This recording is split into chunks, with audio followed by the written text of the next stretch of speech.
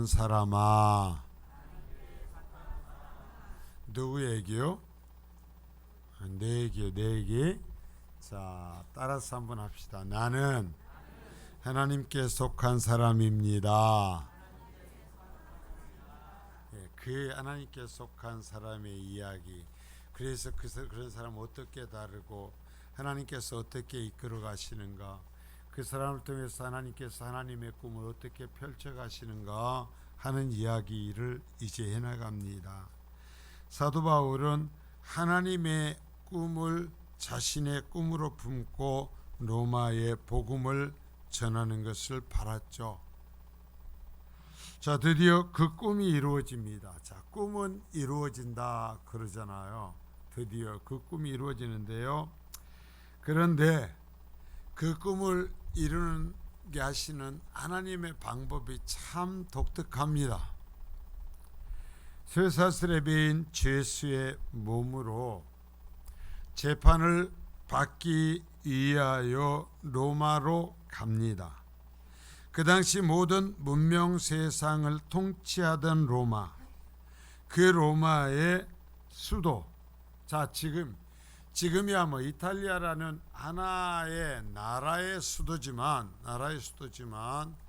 그 당시에 이 로마는 나라의 이름이었고, 이 지중해를 중심으로 하는 그 당시 문명세계라고 할 수 있는 이 지중해를 중심으로 하는 모든 땅의 주인이었어요. 모든 땅의 주인이었던 나라입니다. 지금까지도 사도 바울이 많은 도시를 돌아다니면서 전도를 하였지만, 자, 그것이 다 사실은 다 로마의 땅이었어요.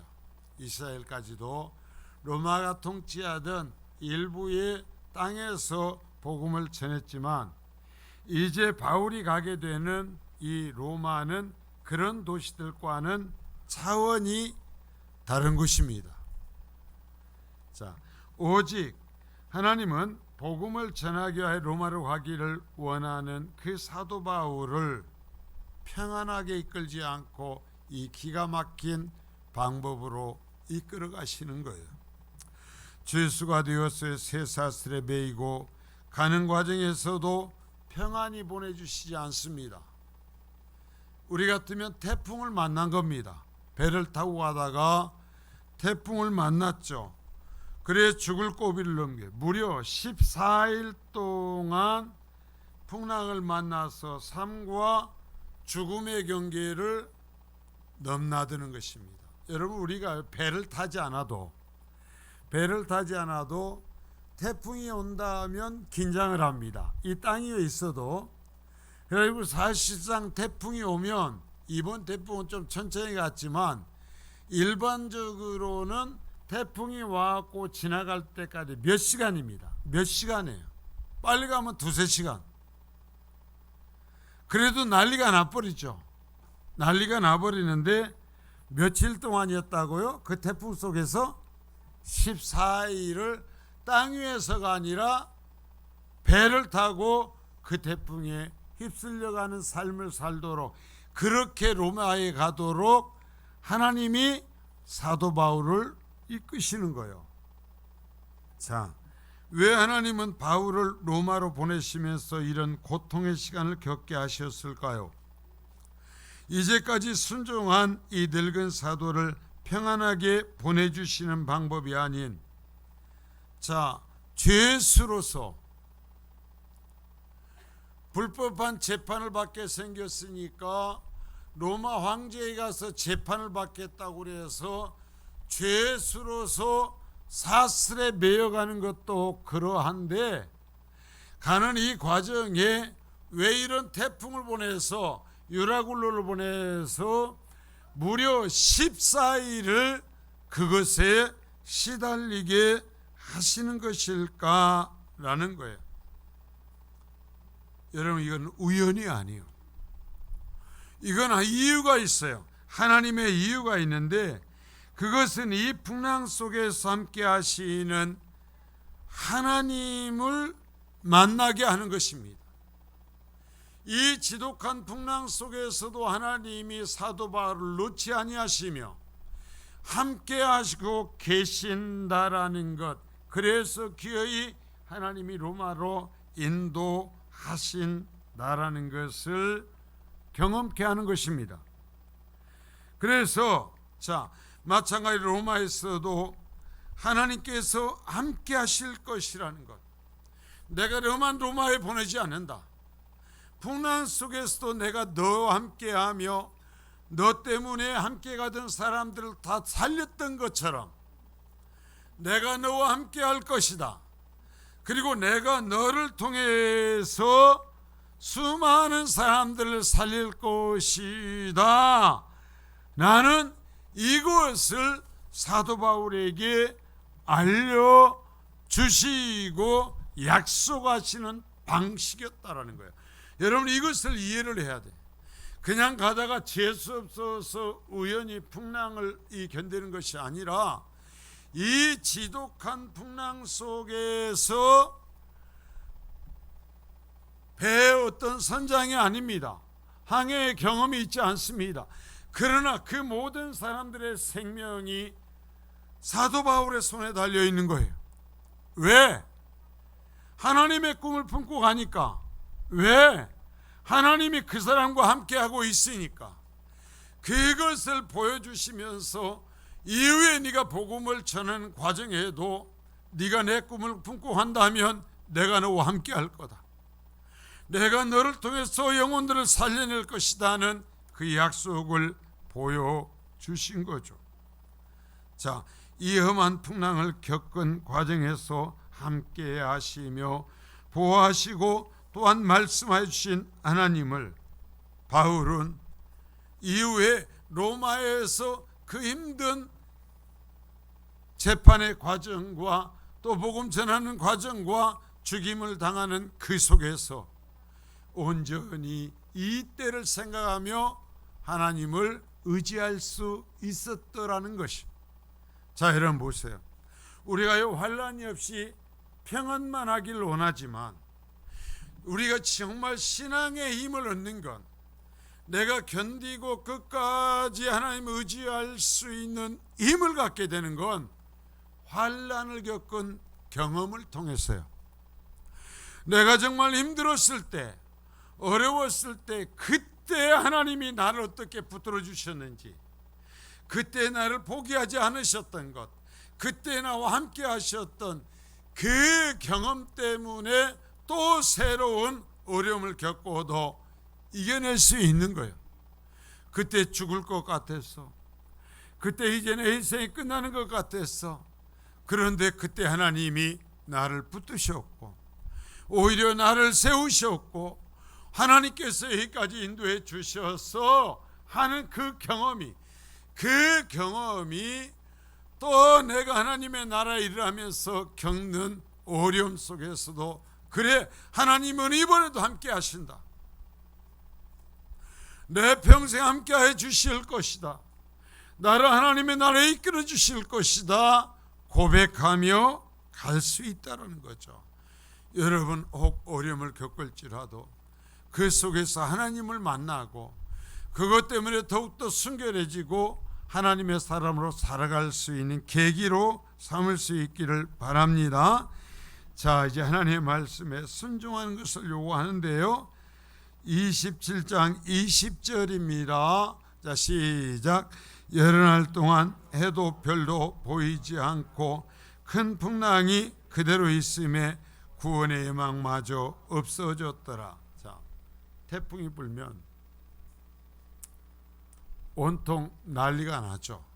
난리가 나. 바람이 불죠. 비가 쏟아붓죠. 우리 배를 안 타고 이 땅 위에 있어도 난리가 납니다. 이게 말이죠. 강판으로 지은 집이라서 태풍이 불고 큰 바람이 불면 그 소리가 대단합니다. 정말 저 2층에 앉아 있으면요, 그 바람 소리가 하면서 집을 흔들면서 지나가는 그 바람 소리가 엄청나요.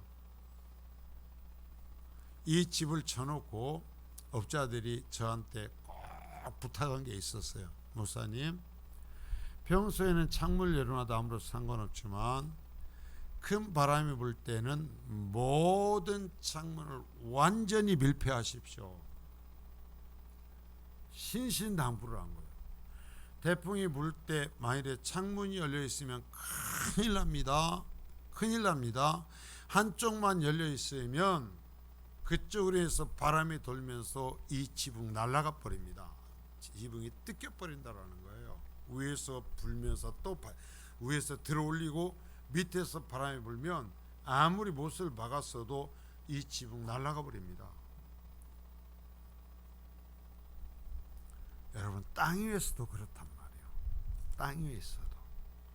그런데 자, 여러분 보세요. 해도 별도 보이지 않고 큰 풍랑이 계속해서 흔들어댑니다. 며칠 동안 14일을 하면 여러분 살 소망이 있겠어요, 없겠어요? 인자는 죽는구나, 그 얘기를 하죠. 바울과 그 일행이 만난 풍랑이 얼마나 대단한 것이었는지, 이날 해도 별도 보이, 낮인지 밤인지 모르게 풍랑과 비가 쏟아부는 거예요. 비를 쏟아붓고 바람이 불고 비 오고 계속 이 난리를 치는 겁니다.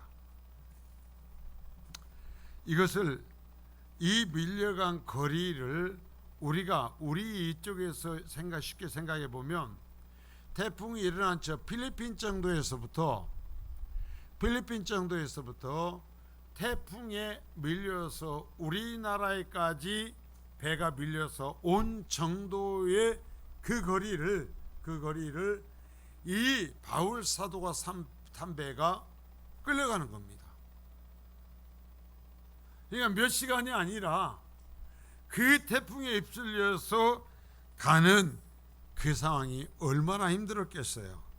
자, 21절입니다. 21절 시작.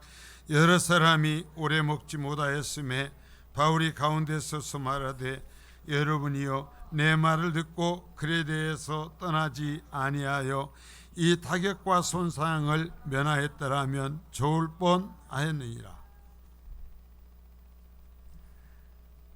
저도 조금은 멀미를 견디는데 배멀미는 감당을 못합니다.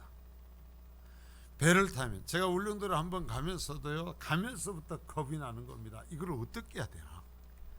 그래서 사람들한테 묻죠. 어머는 배멀미를 하려면은 배 무게중심 그 가까운 데로 가라. 그리고 거기 가서 몸의 자세를 낮춰서 가능하면 누워버려라. 그래가지고 또 거기 가면서니까 사람들이 얘기하더만요. 오징어를 사갖고 도착할 때까지 그걸 씹으면서 가라는 거예요. 근데 별짓을 해도 멀미가 와요. 제가 많이는 안 했지만은 친구들 따라서 그때 저 부산에 있을 때 낚시를 하는데 따라와요.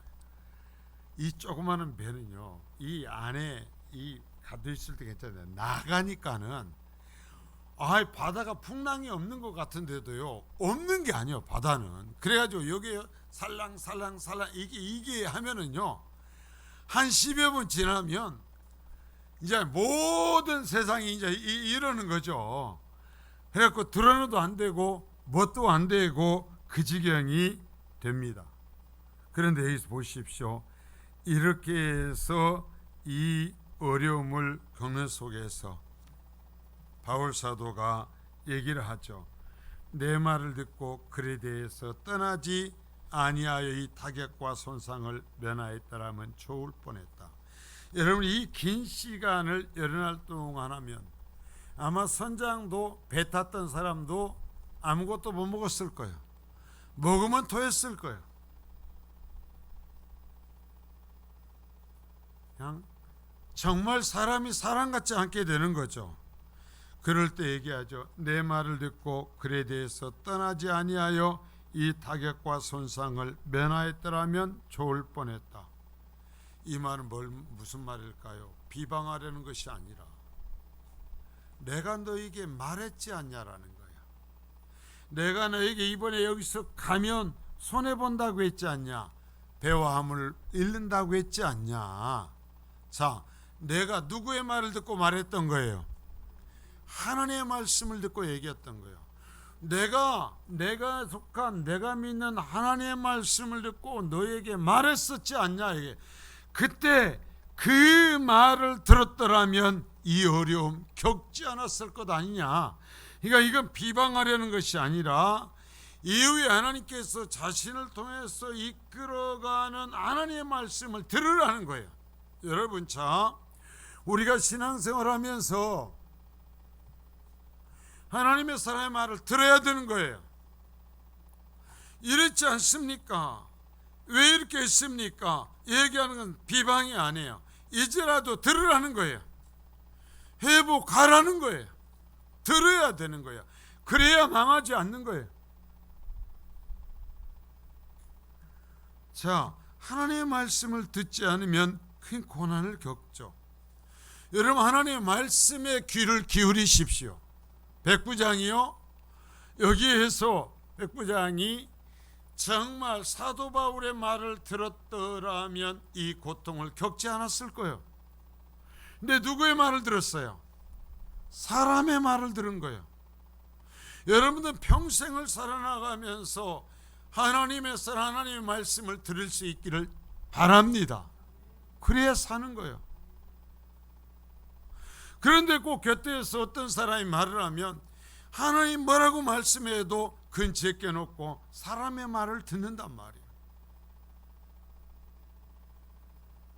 자, 바울은 미향, 자, 아름다운 안구라는데요, 자신이 말한 것을 듣지 않아서 이런 고난을 겪었다는 것을 기억하게 한 다음, 자, 내가 내 하나님이 나에게 주신 말씀을 너에게 말해도 듣지 않아서 지금 이 고통을 겪고 있다 라는 것을 기억하게 한 다음 다시 하나님의 말씀을 전합니다. 자, 22절입니다. 22절, 자, 시작. 내가 너희를 권하노니 이제는 안심하라. 너희 중 아무도 생명에는 아무런 손상이 없겠고 오직 배뿐이니라. 자, 지금 여기에서 보십시오.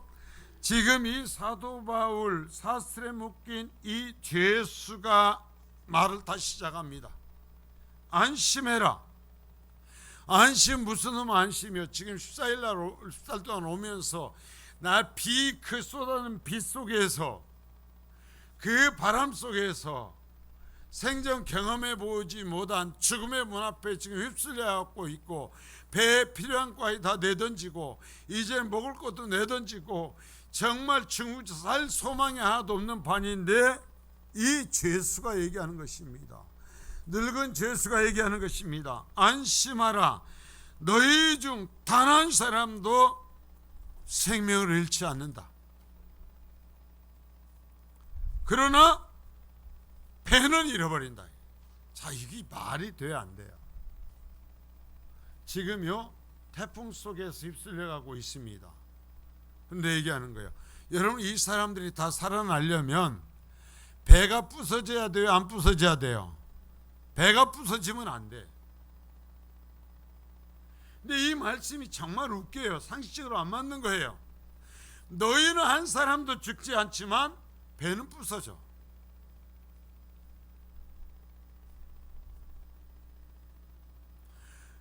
배는 부서져 잃어버려도 우리 가운데 사람은 한 사람도 안 죽어.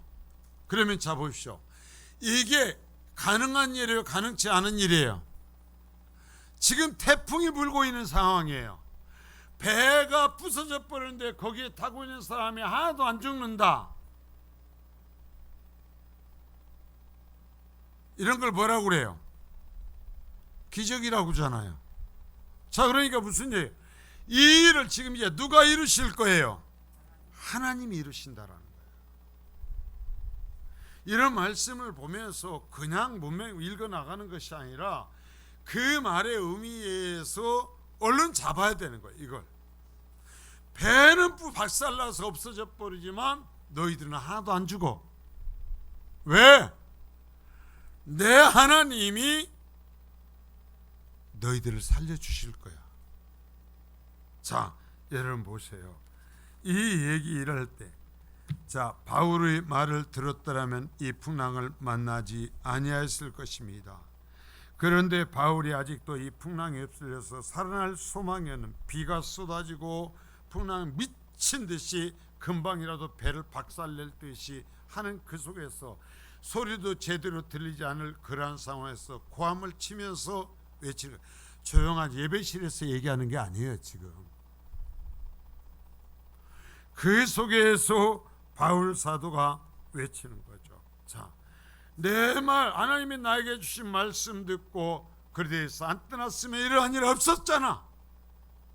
내가 다시 말한다. 이제 안심해라. 이 하물과 배는 잃어버린다.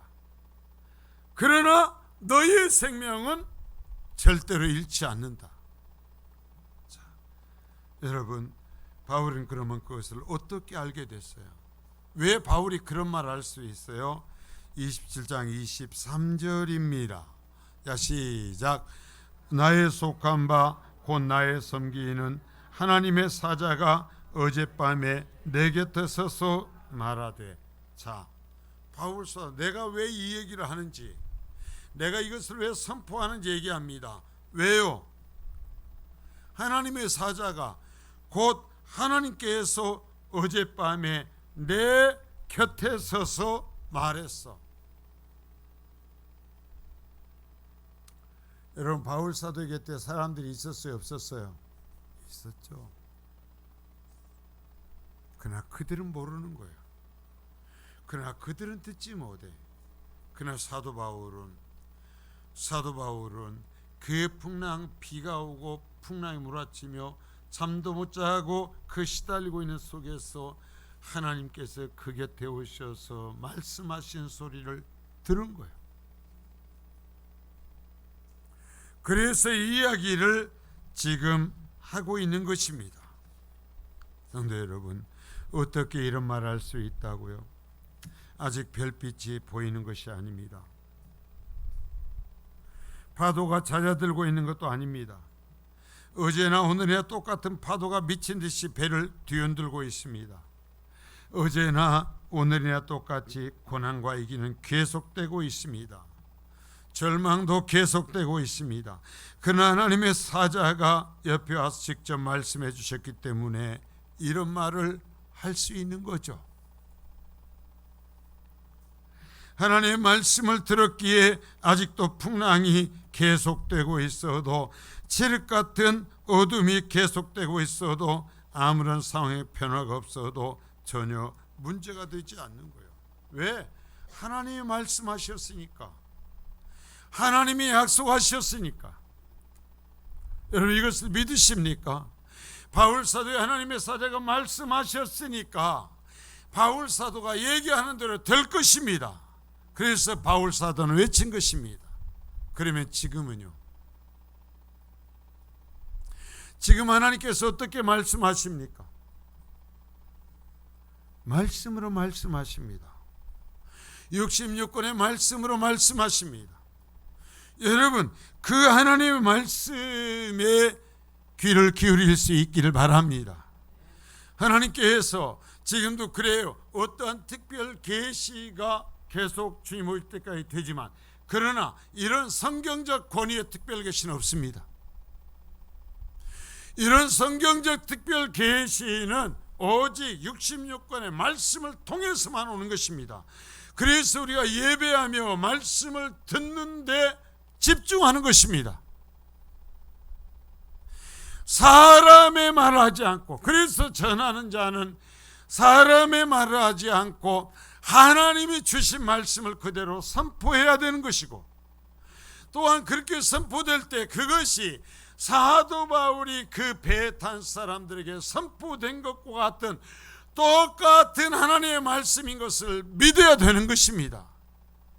그대로 됩니다. 여러분, 그 말씀대로 됩니다. 이게 하나님의 말씀이기에 그 말씀대로 되는 것입니다. 여러분, 그래서 배는 깨어져 버려도 사람은 하나도 죽지 않는다는 그 말씀이 이루어지는 것처럼, 내 생각과 내 판단과 도저히 내 경험과 말이 되지 않는 것처럼 보일지라도 하나님께서 기록하시고 하나님께서 다시 선포하도록 하신 그 말씀이 바로 하나님의 말씀이라면 그 말씀대로 되는 것입니다. 그 말씀을 믿으십시오. 그래서 우리는 이 말씀을 중심으로 신앙 생활하는 것입니다. 그래서 여러분 가정에, 여러분의 직장에, 여러분의 모임에서 이렇게 하나님의 뜻을 제시할 수 있는 사람이 되어야 돼요.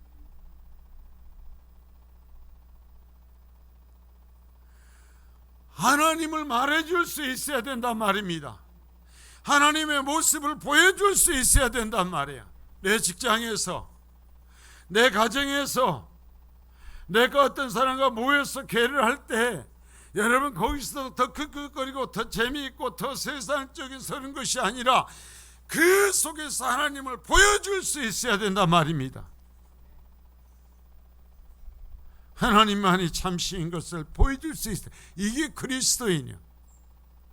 세상에서 교회에서는 목사가 하나님 주신 말씀을 통해서 그것을 들려주고 보여줘야 되지만 여러분 세상과 여러분의 가정에서는 여러분이 그것을 보여주고 이야기하고 들려줘야 되는 거예요. 그것이 세상의 빛이다, 소금이라 하신 의미인 거예요. 그런데 이 시대에 우리가 그 능력을 잃어버린 거예요. 여러분 생각해 보십시오. 5천만 중에 1,000만이 그리스도이면 여러분 세상이 썩을 수 있어요, 없어요? 세상이 타락할 수 있어요, 없어요? 여러분 생각해 봐요. 어떤 데다가 소금을 5분의 1을 쏟아부으면 생선이 썩을 수 있어요, 없어요? 한번 생각해 봐요. 생선 양에다가 젓갈을 남는데 젓갈 양의 5분의 1을 소금을 쏟아부었어요. 그러면 그 생선이 썩어요, 못 썩어요? 절대 못 썩어요. 짜서 못 먹었으면 못 먹었지 절대 안 썩어요.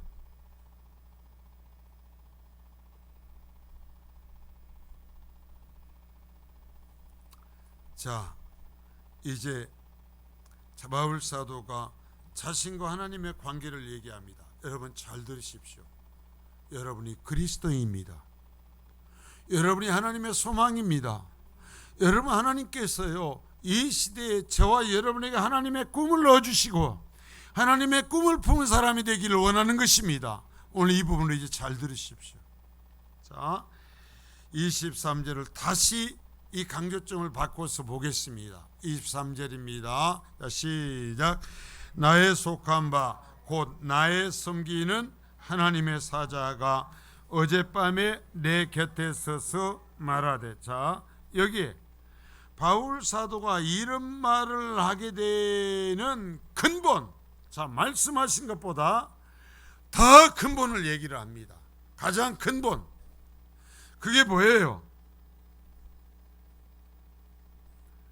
내가 누구에게 속했느냐라는 내 어떠한 신분의 얘기예요. 내 본질의 얘기를 하는 거예요. 바울 사도 얘기합니다. 나는 하나님에 속한 사람이야. 자, 한번 따라서면 나는 하나님께 속한 사람이다. 예, 바울 사도는 이 풍랑 속에서, 태풍 속에서 배가 깨어져 가는 그 속에서 그 사람들을 향해서 얘기합니다. 나는 하나님께 속한 사람이다. 자, 나는 하나님께 속한 사람이다. 여러분, 예수 그리스도의 은혜로 구원받았다고 했잖아요. 그래서 하나님의 자녀가 되었다고 했잖아요. 그러면 여러분, 내가 세상에 어디 가서라도 나는 하나님의 사람입니다 얘기할 수 있어야 되잖아요. 그래요, 안 그래요? 어떠한 상황 속에서 나는 내가 하나님의 사람이라고 얘기할 수 있어야 되잖아요. 그 얘기를 하는 거예요. 나는 하나님의 사람입니다. 나는 하나님께 속해 있는 사람입니다. 그리고 자, 하나님은 누구예요? 여기서 또 얘기합니다. 내가 섬기는 하나님, 내가 믿는 하나님. 자, 나는 하나님께 속해 있고 나는 하나님을 섬기는 사람입니다. 나는 하나님을 믿는 사람입니다. 나는 하나님의 말씀을 따르는 사람입니다. 이 고백, 이게 더 근본이.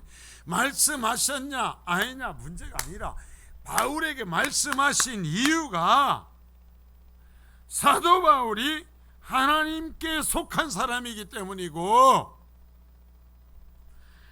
사도 바울이 하나님을 섬기는 사람이기에 여기에서 사도 바울에게 말씀하시는 거예요.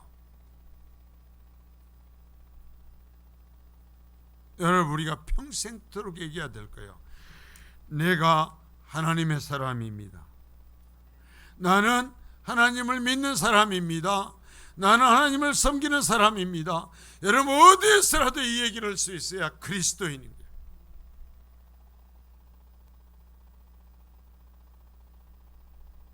자, 한번 따라서 합니다. 나는 하나님께 속해 있습니다. 나는 하나님만을 믿습니다. 그래요. 이거예요, 이거. 자신이 하나님께 속한 사람이고 나는 그래서 그 하나님을 섬기는 사람이라. 여러분, 결정적일 때마다 다른 성경에서도 그런 고백을 해요. 이스라엘 백성들도 하나님을 그렇게 고백해요. 자, 시편 135편 4절입니다. 자, 시작. 여호와께서 자기를 위하여 야곱 곧 이스라엘을 자기의 특별한 소유로 택하셨음이로다. 자, 이스라엘 백성들이 자신들의 정체성, 그것을 자신들의 어떠한 하나님과의 관계를 얘기할 때 가장 하는 얘기가 뭐예요? 하나님이 우리를 하나님의 특별한 소유로 택했다라는 거예요. 여러분, 자, 눈으로 말씀드리라고 눈 감고 듣지 말아요. 자, 여러분 보세요. 우리가 항상 이스라엘에 그랬던 거예요. 우리를 하나님께서 하나님의 특별한 소유로 택했다. 특별한 소유. 자, 있으나마나한 존재 소유가 아니라 특별한 소유로 택했어요. 여러분, 내가 하나님을 선택했습니까? 하나님이 나를 선택했습니까? 진짜요? 여러분, 내가 정말 하나님 앞에 특별한 존재입니까?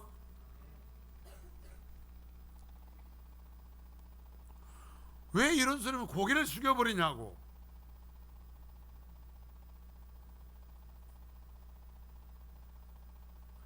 아니, 졸다가도 이런 얘기면 너희 버쩍 떠져야지.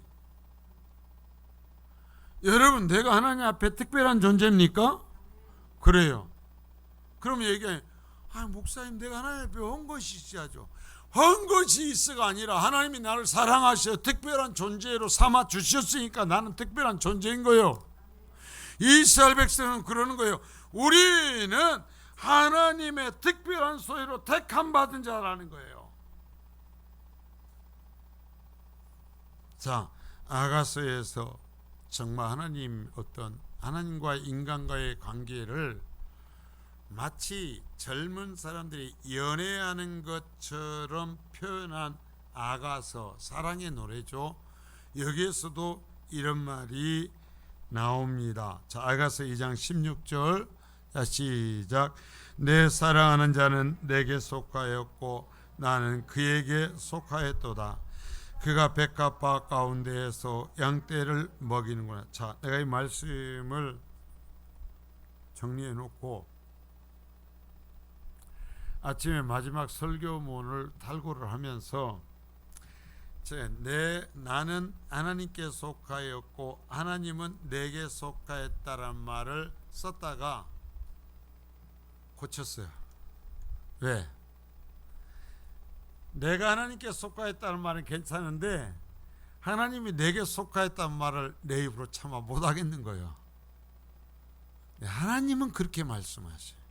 자, 제가 분명히 얘기했어요. 내가는 그렇게 표현을 못하겠는데 죄송해서 하나님은 그렇게 말씀하신단 말이야. 하나님이 뭐라고 말해요? 특별한 하나님이 사랑하는 하나님의 백성들과의 관계를 하나님이 표현하시면서 마치 연애하면서 편지를 주고받고 소식을 주고받고 하는 관계와 같은 글로서 표현해서, 그래서요 종교개혁의 시대에도 이 아가서를 성경으로 인정해야 되냐 마냐 고민을 했어요. 왜? 너무나 직접적인 사랑의 표현을 쏟아놔가지고, 너무나 어떻게 보면 성적으로 육체적인 표현까지를 써서 하나님께서 우리를 사랑한다는 얘기를 쏟아부어 놔가지고 우리가 도대체 어떻게 하나님과의 나의 사랑의 관계를 이런 모습으로 표현할 수 있겠는가 하면서 종교개혁 시대까지 고민했다니까. 자, 여기 봐요. 야곱 저장에 내 사랑한 자는 내게 속하였고 나는 그에게 속하였다. 부부가 그렇잖아요. 부부가 여러분 같이 결혼하면 결혼의 역사대에서 예수 이제 주례할 때 그렇죠. 하나님께서 짝지어 주셨어. 그래서 나누지 못한다 라는 얘기를 안 보라는 거예요. 그래서 남편은 이제 아내에게 속하고 아내는 남편에게 속하는 거예요. 그래서 하나가 되는 거죠. 그래서 제가 주례할 때마다 얘기합니다. 부모님들에게 꼭 얘기해요. 인자는 놓아보내십시오. 인자는 그 사이에 들어가면 안 됩니다. 그 사이에 들어가면 이 자식 죽이는 겁니다. 제가 늘 부탁을 해요. 꼭 그 소리를 합니다. 이제는 어머니 아버지 것 아니요. 이제는 저거 둘 거예요. 서로가. 그런 표현을 하나님께서 하시는 거예요. 여러분, 성도가 뭡니까? 이처럼 영광스러운 존재예요. 내가 하나님께 속하였고 하나님께서 나를 품은 사람. 자, 여기를 제가 이렇게 바꾼 거예요. 도대체 어떻게 하나님이 내게 속하였다는 말 내가 도대체 못하겠는 거예요. 그래서 내가 하나님께 속하였고 하나님께서 나를 품은 사람, 이게 그리스도인이라는 거야. 그런데 우리가 하나님을 이렇게 표현하는데 우리가 아니라고 그러는 거예요. 우리가 이 관계를 깨뜨리는 거예요.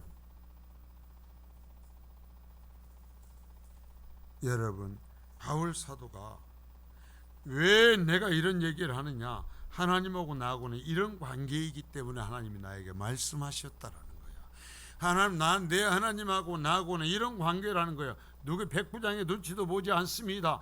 그 속에 있는 선장과 다른 사람의 눈치도 보지 않습니다. 하나님과의 자기의 관계를 누구에게라도 얘기하는 것입니다. 여러분, 우리가 그래야 되는 것입니다. 그래야 그리스도인 것입니다. 그래야 전도가 돼요. 우리가 이것을 말 못하니까 전도가 안 되는 거예요.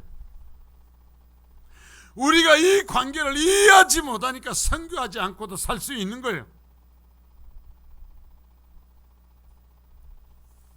자, 예레미야를 통해서도 이걸 설명해 주죠. 예레미야 37장 33절. 저는 정말 이 말씀을 정말 좋아해요. 자, 같이 읽습니다. 시작.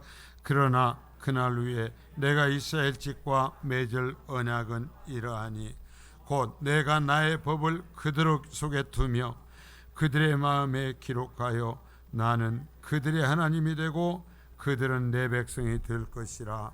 여호와의 말씀이라. 자, 여호와 하나님께서 예레미야를 통해서 이스라엘 집과 다시 새로운 언약을 맺는데, 자, 내가 나의 법을 그들 속에 두며 그들의 마음에 기록하여, 자, 뭐라고 했어요? 나는 그들의 하나님이 되고 그들은 내 백성이 될 거다. 자, 여러분, 뗄 수가 없어요. 여러분, 하나님과 나의 관계는 누가 흔들 수가 없어. 뗄 수가 없어. 이렇게 복된 존재예요. 바울 사도는 지금 사슬에 매어서 죄수로 끌려가고 있습니다. 이 일이 있은 뒤에도요, 로마 군병들이 죄수를 놓치면 죄수를 끌고 가던 사람이 자신의 생명으로 갚아야 되거든요. 그러니까 여기서 한 사람을 놓치면 백부장님 당신 큰일 납니다. 그러니까 죄수들 다 죽여버립시다 하거든요. 그러한 파리 목숨만 또 못한 것처럼 보이는 죄수지만, 그러나 이 사람은 하나님과의 관계 때문에 세상에 가장 특별한 사람이 되는 거예요. 하나님께 속하였고 하나님께서 그를 품은 사람. 자, 하나님께서 우리에게 표현해 주신 방법으로 한다면, 자, 제가 분명히 조건을 달았어요. 하나님께서 우리에게 표현해 주신 방법으로 한다면 우리가 하나님께 속하였고 하나님께서 우리에게 속하여, 정말 몸이 전기가 오는 것 같아요. 이러한 존재, 이러한 특별한 존재가 누구요? 나요. 이러한 특별한 존재가 사도 바울이요. 그래서 사도 바울은 이 하나님을 위해서 죽을 수 있는 거예요. 이 하나님을 위해서 사슬에 매어서 하나님의 꿈을 품고 로마에 갈 수 있는 거예요. 이제 이 시대에 여러분 자 보십시오. 사도 바울 선생님이 다시 이 어떠한 어려운 이 고난을 품고 하나님의 꿈을 품고 일을 합니까? 이 시대에 사도 바울이에요? 왜 대답을 안 해요? 사도 바울 불러다가 또 시킬 거요? 사도 바울이 합니까? 그건 누가 해요? 내가 해야죠. 나의 세대에 내가 하고 옆에 앉아있는 이 사랑하는 이 자녀의 세대에는 이들이 하는 거예요. 이게 그리스도인이요, 이게 성도요, 이게 교회에 속한 거예요. 이 소속 근본을 모르니까, 근본이 없으니까 평생을 예수를 믿어도 뿌리가 없어요. 하다못해 바닷속에 있는 해초도 미역도요, 태풍이 불어오니 풍랑에 24시간 내내 흔들려도요 그 자리에서 떠나질 않아. 왜? 뿌리가 박혀 있으니까. 뿌리가 박혀 있는 한 24시간 365일 흔들어대도 딴 데로 안 씻겨나가. 그런데 왜 이런 뿌리가 박혀 있다는 이런 특별한 그리스도인이 어디 서 있는지를 모르고 근본이 없는 존재가 되냔 말이에요.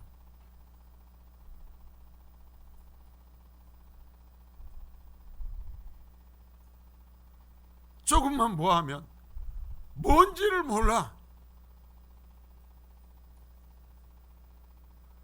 여러분 따라서 나는 그리스도인입니다. 그래, 내가 하나님께 속하였고 하나님이 내게 속하다. 자, 그러면 우리는 어떻게 하나님께 속한 사람, 하나님의 것이 되느냐?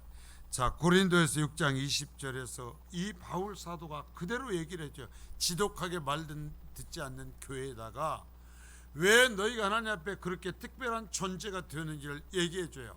자, 읽습니다. 시작. 값으로 산 것이 되었으니 그런즉 너희 몸으로 하나님께 영광을 돌리라. 자, 이 말씀을 여러분 잘 봐요. 성경을 그래서 보면 볼 때마다 은혜로. 자, 보십시오. 어떻게 해서 그렇게 특별한 존재가 됐다고요? 값 주고 샀어요. 이걸 구속이라고 그래요.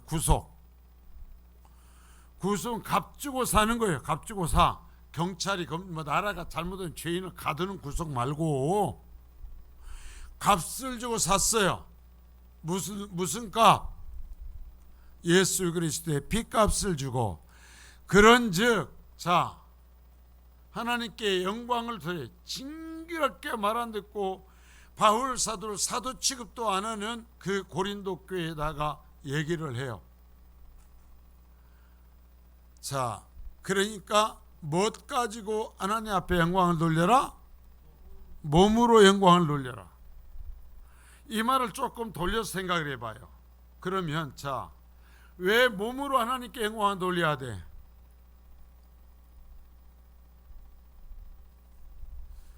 이 몸뚱어리가 누구 거라는 거예요? 하나님 거라는 거예요. 내 몸뚱어리까지도 하나님 거라는 거예요. 그래서 죽을 때까지 하나님 앞에 영광 돌리는 거예요. 조금만 보면 팔팔팔팔 떨고. 몸뚱어리로 하나님 앞에 영광을 돌려. 너의 모든 것, 네 소유도, 네 가족도, 네 자식도 하나님께서 값주고 샀대. 여러분, 이 말이 기분 나빠요? 여러분, 내 자녀를 하나님께서 값주고 사지 않았으면 어쩔 거예요? 하나님께서 값주고 사서 하나님 거 됐다라니까 하나님께서 쓰시겠다면 기분 나빠요? 값으로 사셨어요. 내 손자를 여러분, 하나님께서 그 몸뚱어리를 값으로 샀어요. 그러니 뭐라는 거예요? 네 몸뚱어리로 하나님 앞에 영광을 돌려라. 자, 우리가 여기까지 해서 이 풍랑에 휩쓸려가는 사도 바울의 이 이야기를 들으면서 정말 그 속에서 자신의 전문 분야가 아니지만 이 배를 끌고 가고 노를 젓고 어떤 방향을 잡고 가는 것을 알 능력이 사도 바울에게 없지만, 그러나 하나님은 사도 바울을 통해서 그들을 이끌고 가시고 하나님은 사도 바울을 통해서 그들을 살리시는 거예요. 하나님께서 이 시대에 우리를 사도 바울처럼 쓰시기를 원하시는 거예요. 우리를 통해 세상을 살리고 이끌어가기를 원하시는 거예요. 그래서 사도 바울이 왜 내가 이러한 존재이고 나는 이렇게 사는지를 지금 얘기를 한 거예요. 나는 하나님께 속하였고 나는 하나님을 믿는 사람이라고.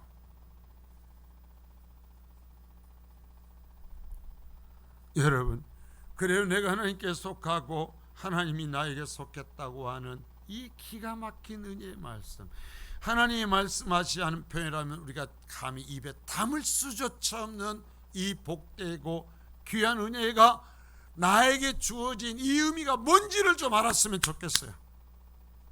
그래서 이 의미, 사랑을 입은 사람들은 어떻게 살아야 되는지를 알았으면 좋겠어요. 여러분, 젊어서 사도 바울이 이 길을 가는 게 아니에요. 건강해서 그 길을 가는 것이 아니에요. 골병 든 사람이요, 먹지를 못했던 사람이요, 돌로 쳐서 죽어서 쓰레기에다 던졌던 사람이요, 여러분 집에서 잠을 자주 못하고 들판을 살면서 정말 온 몸에 골병이란 골병은 다 들었던 사람이요, 무시당하고 조롱당했던 사람이요. 그러나 내가 하나님께 속하고 하나님 내게 속하였고 하나님께서 나에게 꿈을 주시었기에 그 꿈을 위해서 죽을 때까지 이 길을 가는 거예요. 이게 성도요, 이게 교회예요, 이게 성도의 가정이요. 우리가 이 길을 갈 수 있기를 바라는 것입니다.